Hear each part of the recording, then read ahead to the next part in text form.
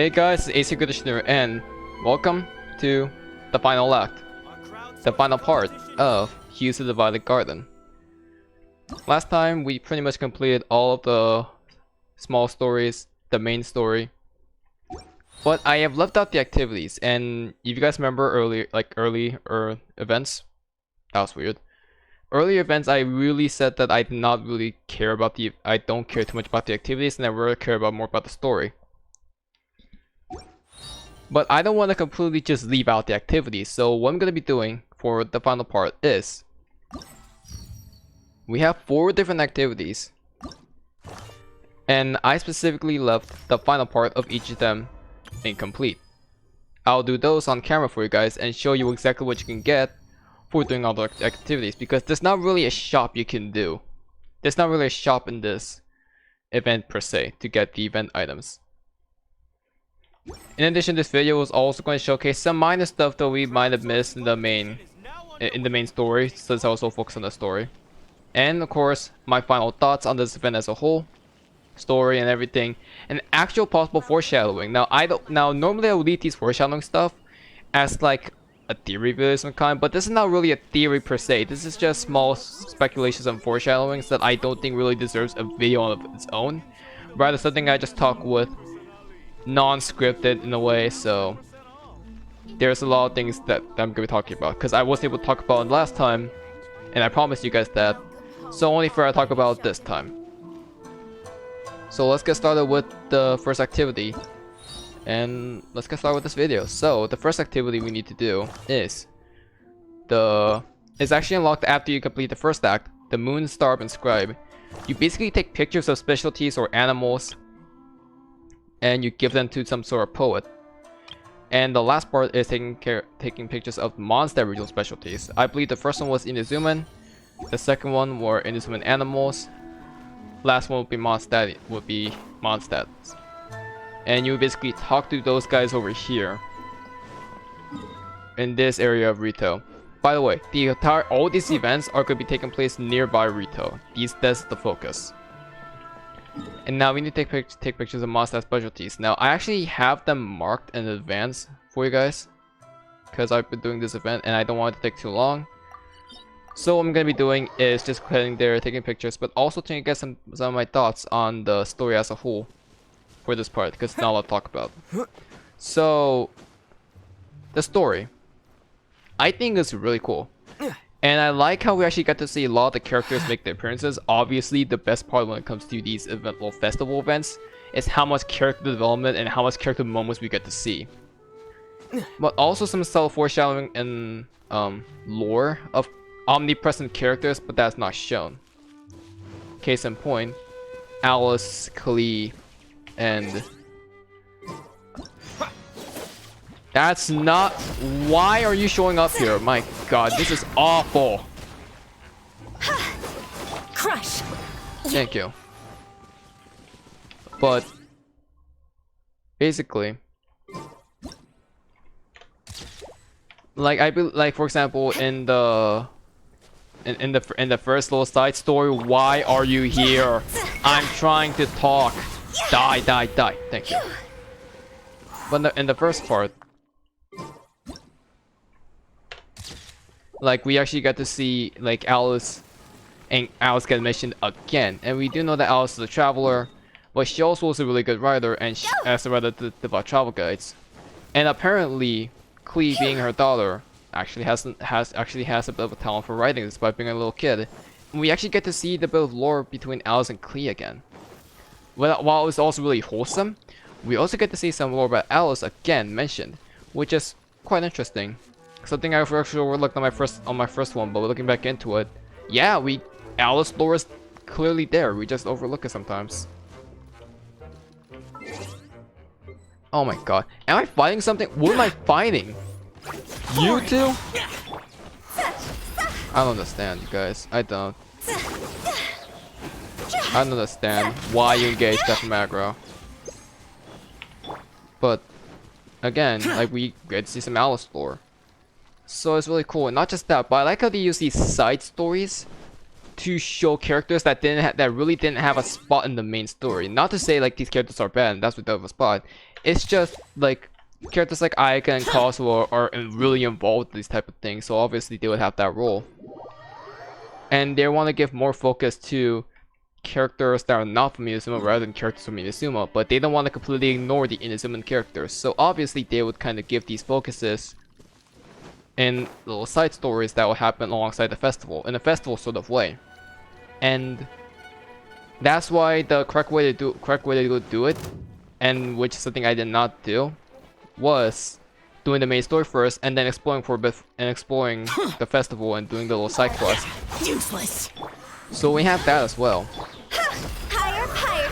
And I think that's a really clever idea, and I wish that's the path I went to when it comes to recording. I just really care more about like the main story, and I completely ignored the side story. But these side stories are just as impactful as the main story was. So I am glad that we actually get to see these side stories and quite literally learn more about these characters.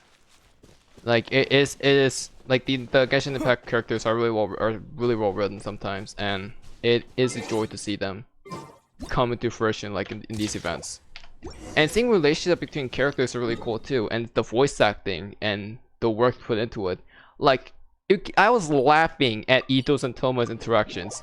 I was happy about Cleese and Yomiya meeting each other. It's glad to see Goro and Kokomi actually come together for once, because honestly those two are really cool together. And even A made an appearance. I thought A would not make an appearance. I genuinely did not. And seeing a more human side of Sarah is, I think, really interesting. So, in my opinion, all of this coming together, it's wonderful to see these characters have these like human moments, and not just like, and for once, just be not that serious when it comes to the lore stance. Yeah, seeing these human side of these characters are excellent, because honestly, these characters are really cool. So we basically just submit these images. Now, you don't have to use the monster specialties that I used. I used the dandelion seeds, the small lemongrass, the bowberries, and what's that last one that I used? Cecilius.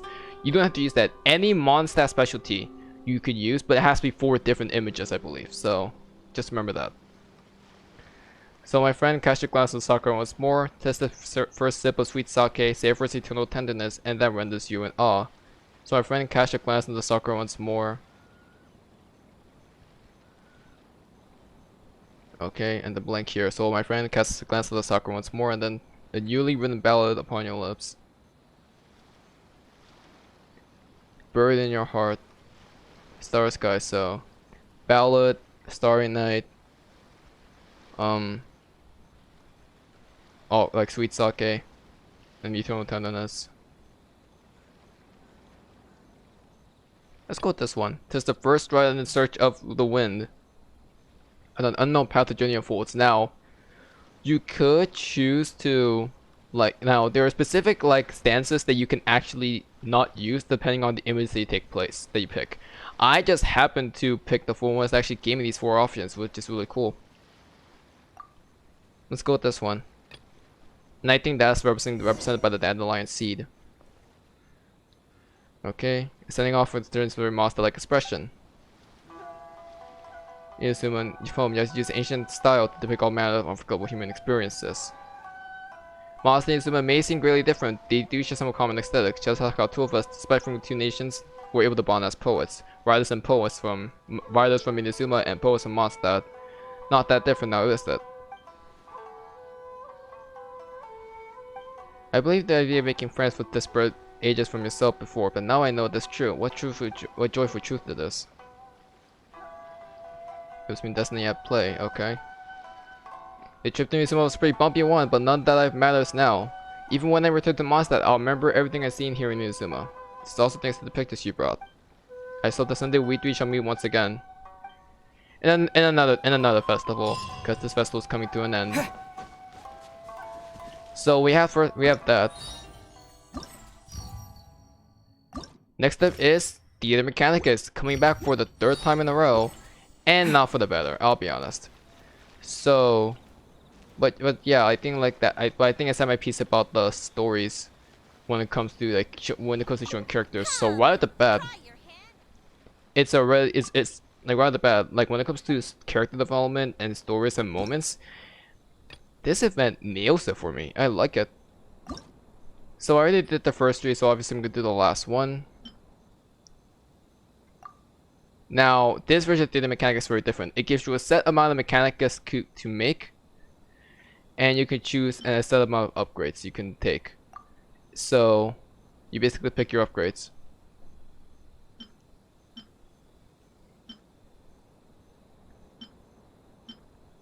Let's go with shackles. Actually, no, I'm not gonna quit binding. This is not that worth. So I'm gonna go with hone flow.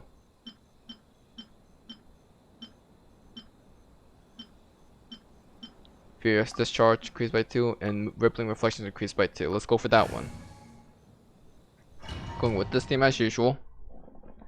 Let's get started. So this one is very different, as you can tell.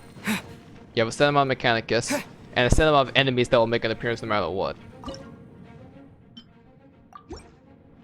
So basically what we're doing here is we're going to be building our mechanicus ahead of time, and then from here start to and then from here it's gonna be a tower defense. It's gonna be very a bit of a more tower defense style, but a different type of tower defense. You'll see what I mean. It's hard to describe. I'm not too. I'm gonna leave one fire here. I'm gonna surround it with four electrics.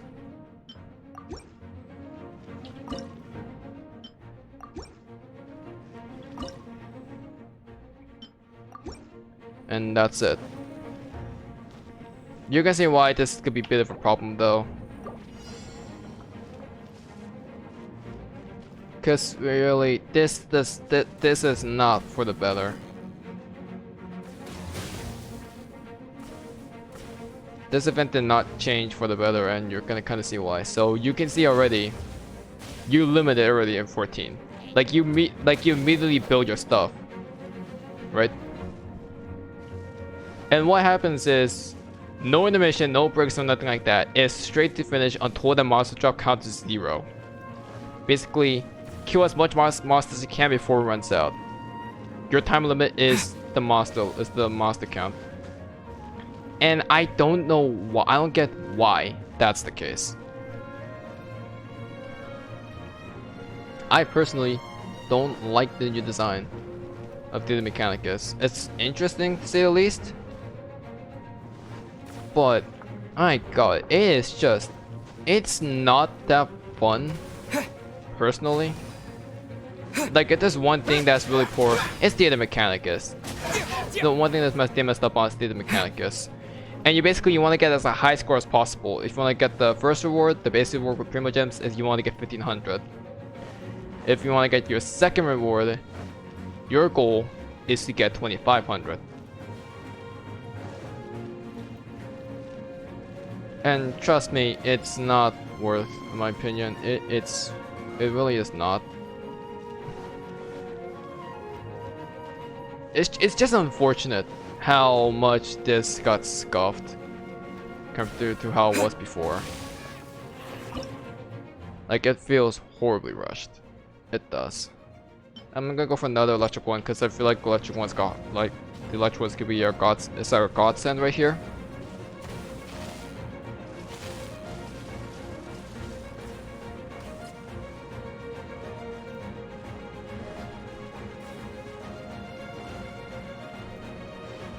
And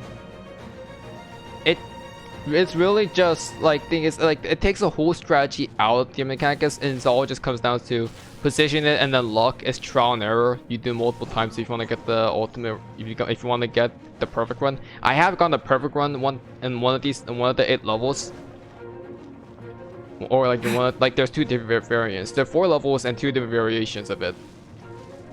So I'm gonna say 8 levels total. And I have gotten a perfect run in one of them. I have. But it's just, I don't know. It's just disappointing to say the least. It's very lackluster compared to how it used to be, and I prefer the old Data Mechanicus. I get it, you need to streamline this because it's a part of a major event. I get that, but I'd rather just they bring about it as like it's like its own event rather than just a small activity. I get the reason for it and the game's reason for doing this, but it's just because I understand it doesn't mean I have to like it, and I personally don't like how they went with this. Personally don't like their decisions with this and how they went with it. Now moving on. What is there to talk about? Honestly, there's really not. And the stage, I got per victory, I guess. That's cool. Now there's another variation that I need to show you guys, because if you guys look at the event details, there is Show Force and there's Enter the Horde, and which this is a much harder version of it, but you need to do both to get both Primo Gems. I personally I'm just gonna do this off screen. It's not worth it for me. Now we're getting to a fun one, versus the warrior, and the mightiest warrior is this dog right here, this little dog. So also to unlock the second one, you actually need to beat the second part of the main story. And to unlock this one and the fourth one, actually, you actually have to just do the third part of the main story. The fourth part of the main story is just like a little epilogue thing. You don't have to worry about it. Just a lot of stuff that we can get answered. Now, if you guys recognize this name, Toramaru, he is Toma's dog. And it's kind of funny because we actually seen dogs with a sword. And that's a very common trope in RPGs. So yes, we were actually fighting a dog with a sword. I like it. It's thematic, by the way. So what's so special about this one is no abilities. No abilities. Just you and the sword. And replacing your E is a unique parry mechanic.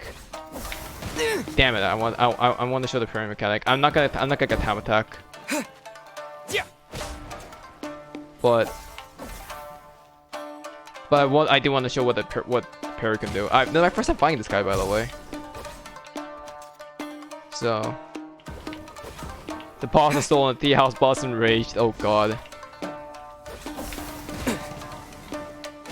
God damn it. Parried.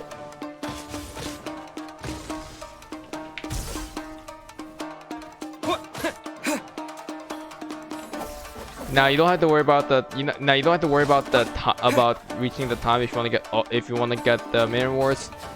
But if you want to go for 100% completion, yes, you have to worry about that 75-second time limit. I personally am not gonna worry about it. I just want to beat this guy in the main time limit. Parry it again. So this guy's parry system is very different. Because normally if you perfect parry, then you actually deal a lot of damage. Hard mode doesn't need to be the case here.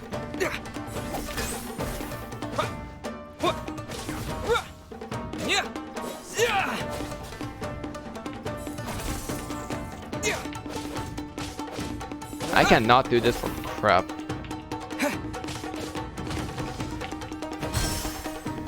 Parried.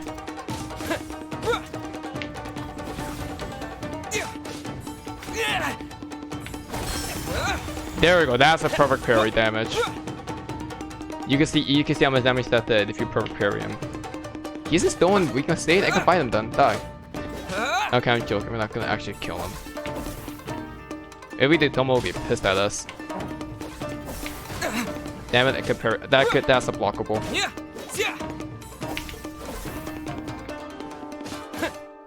I'm actually might lose this fight.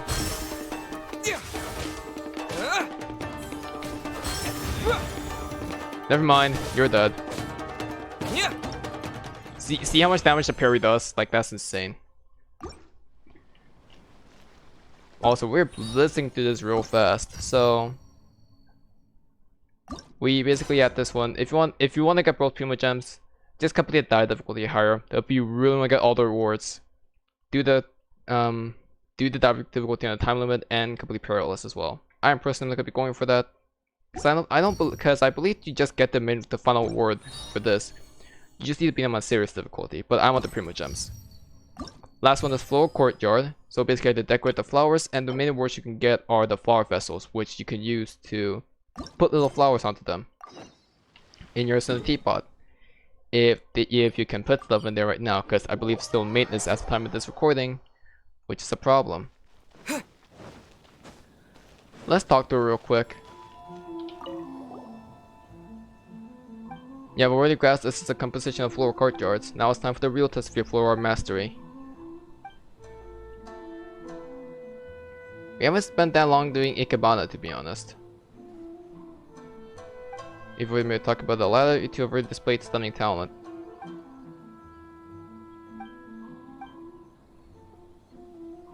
Okay, Paimon wonders how much we spent in learning this art. Don't worry, our journey will continue. Here's with the topic. Branches curved like rainbows are dyed in myriad colors. Ooh, this is pretty. So that's basically all we get, and we're basically supposed to arrange that in this final flower pot. We have that image, but if we do not get it like in the next minute, then we're just given the answer. So obviously these are like white flowers. Floral scene must be this one right here. The main flower, front left, seems to be this one at a very short height, so let's go for that one. The front center seems to be this, I think, and I think it's a medium height. Oh, actually, this could also be really short, so I'm gonna go with short. Front right is the same one as that left one, at a very short height. Now, we get two sunflowers. I'm saying back left this one, the medium height. Back center at tall height. And the last one is the plume at medium height. There it is. Didn't have to look at the actual the written hints. And with that, we can get ourselves our last rewards. Basically the Primo Gems versions, because that's all I care about. We got Primo Gems here. I'm gonna collect this on my own time. We got the Primo Gems here as well. And the final Primo Gems here as well, alongside this.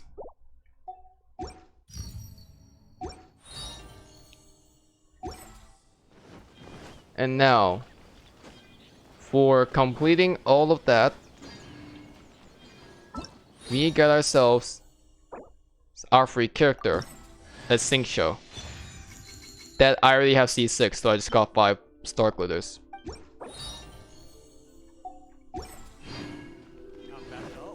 Now, there's a few other things that that you can actually get in this festival, as much as I thought you could not. If you talk to Murata, you can actually buy some books. You can get Teva Travel Guide Inazuma, which is the Teva Travel Guide that we always have, and now we can actually get the Inazuma chapter at long last, written by Alice. Shogun Almighty, reborn as Rider with unlimited power. Pretty Please Kitsune Gucci, which I believe is actually mentioned thanks to it's actually mentioned by Ito when he said that there's some sort of special drink is based on that. And the one thing that everybody has been talking about, Legend of the Sword Volume 6. We can add those to the archives. And if you guys remember, if you actually now if you're wondering why some of these images does look familiar, these are some of the bandages you can get in Inazuma that you can actually see in Inazuma. Now I believe you can actually get the banners, but I'm not sure exactly how, which is unfortunate. Okay, let's see. Nope. Okay, he does not sell anything. So we can just talk to some of these guys, and hopefully, and we actually might be able to get some of these stuff. What's the point of the story again? So what do you sell here? That's the Shogun?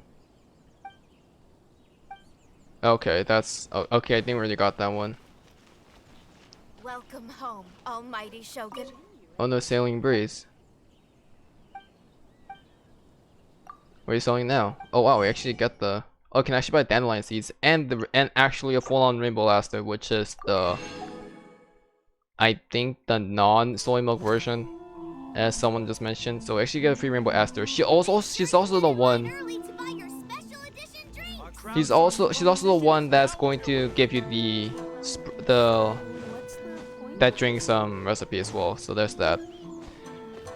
And that's pretty much it. Also, if you guys complete all those activities and all that, you can get yourselves a bunch of battle pass points. Look at that, level 37. Like, it is huge how much battle pass points you can get just based on events. So there's that as well. Now, the last thing we need to talk about. And I think I'm just gonna leave it at this, because the last thing you can talk about is this guy right here, Scaramouche. If you guys need to again get reminded, Scaramouche is of course one of the 11 Fatui Harbingers, rank 6, known as the Balladeer. Now the weird thing is, a lot of stuff about Scaramouche just gets introduced like this casually. And if you actually kind of use that information and kind of go back into other stuff, this guy is a lot more significant than you think. His original name was Kunikuzushi, the name he was introduced as. And I believe it translates to like destroyer of cities. I don't remember exactly, but it is significant. But this is the thing I don't understand about. If he is a being created by the Rising Shogun, obviously he would have godlike powers. Last I checked, these powers were sealed. And when we talk about Aika's and Ayato's like great grandfather, or grandfather, and Kazua's great grandfather, like actually encountering this guy and actually getting defeated by him, something doesn't add up here. How strong was he originally? And did they meet him as a harbinger, or did they meet him as just a wandering Inazuma in person? That is the thing that we do not know much about. So until we get our timelines right, we will not know exactly what powers he had exactly. The next thing to talk about is Scaramouche's appearance and how significant it will be in the future. Ayato mentions himself that we actually encountered this guy rummaging through the Kazua's belongings, or like his great grandfather's belongings, that Kazuha was gonna investigate one last time before he just gives it to Sawa to sell. And Scaramouche did not find what it was looking for. That's my main question. Exactly what is up with Actually, well, that's not the main question per se. He's gone missing for a long time. And in the main storyline, the Archon quest, we did encounter Scaramouche in the Delusion Factory, and after that, Miko kind of confronts him and rescues Aether and Paimon, the Traveler Paimon, and she gives him hypnosis. Now, Scaramouche did not leave Inazuma, went rogue, and stayed in Inazuma to look for something, and then he left on Inazuma because I have to saw him leave. So obviously, with the Inazuma stores closed, we cannot assume that we're gonna encounter Scaramouche here. But this does remain a bit bigger in question. Scaramouche is not in Inazuma anymore. He's not in the archipelago. He's not in these islands. And the reason why this is so significant is that now we can still expect to encounter Scaramouche again, possibly in Sumeru. There has been rumors and leaks going on saying Scaramouche will be a boss fight in 3.0, and not 3.0, 3.1.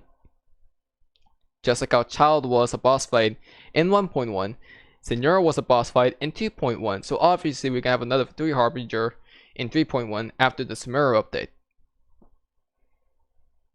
Is it true though? We are not too sure.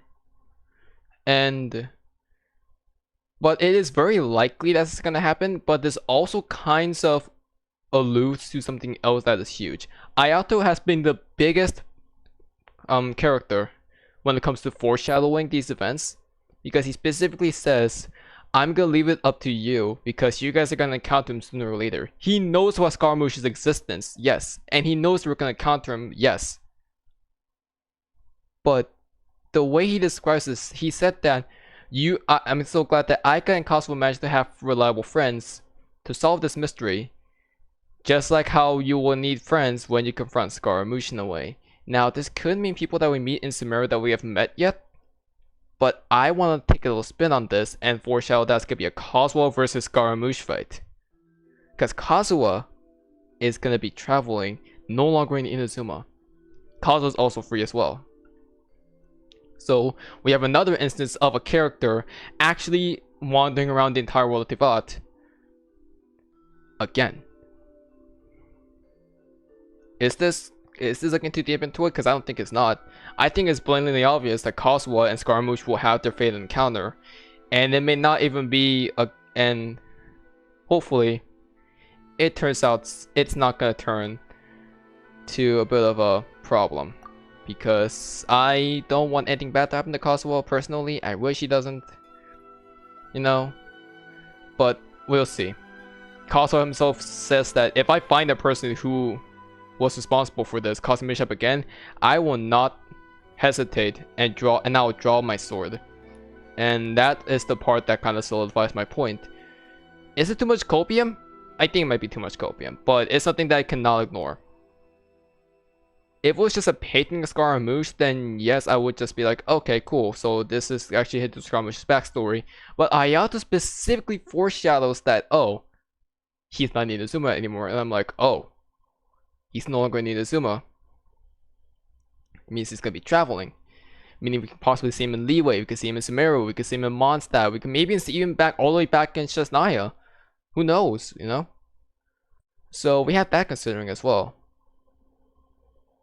But I'm just gonna leave it at that for now. And with that, it's pretty much the end. Now before I say goodbye, I have to give my final thoughts on this event because this will be the last 2.6 video. And I think I got a lot of videos out of 2.6. We got like 9 parts out of this entire event, which is insane, by the way. So, my thoughts on 2.6 on the Erdoi Festival, really cool. I'm glad that we got to see a bit of foreshadowing on the future of Genshin's story. We get to see some character development with these characters, some character interactions between characters I really did not think would happen. I mean, like, Albedo with Ayaka, and like Venti, Albedo, Kazuo, Ayaka, Xingqiu being some of the biggest ones I've seen by far, alongside Traveler and Paimon, obviously. But we also get to see some foreshadowing with Scaramouche, and we get to see some cool moments with Ayato and Miko.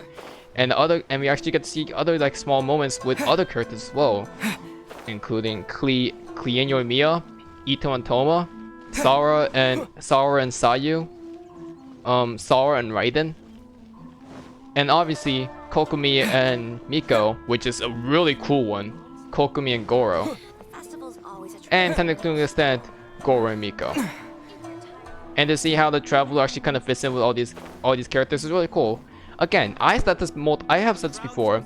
Inazuma has the best lineup of characters when it comes to development. It just sucks that some of these story quests were very lackluster compared to others. But I feel like this event made up for it. Is it the best event? Not really. I think the potential of story was really cool. But I personally think Lantern Ride is a bit better for me. Personally, with the crazy development we've seen by far, and the really cool ending cinematic. But for the first time, Erdoi Festival is easily up there. I'd say it's actually second to Lantern Ride 2. Easily, I'd say it's second. So, and if this is what we're gonna see in 2.6 when it comes to Inazuma, and if they're planning on doing other festivals, hopefully better than this one, then I have some fantastic events to look forward to, because Hoyoverse has been nailing it. Activities though, meh, it's okay. Like, honestly, I feel like it was a bit too overcomplicated, and the amount of content they put into this did not really. It did really just feel a bit overwhelming in a way. I guess I don't know. A lot of activities, but quality over quantity. You know. I don't want. I don't want to be too mean, but there's something. There's gotta be something that's a bit off with this event, and that's just the activity. That's all. But that's it for me. So, what's Next time, story again? theory videos coming up. I promise you guys my Samira video. I promise you guys that Samira video in my little for the 2-part series. And beyond that, 2.7. 2.7 is next, and I honestly don't know what to expect for 2.7. This is the one thing that's been the most mystery to me. But we will see what happens when it happens. If you guys enjoyed, leave a like, subscribe to see more Genshin content. It could be anything. And leave a comment on your own thoughts on 2.6. I think it was cool.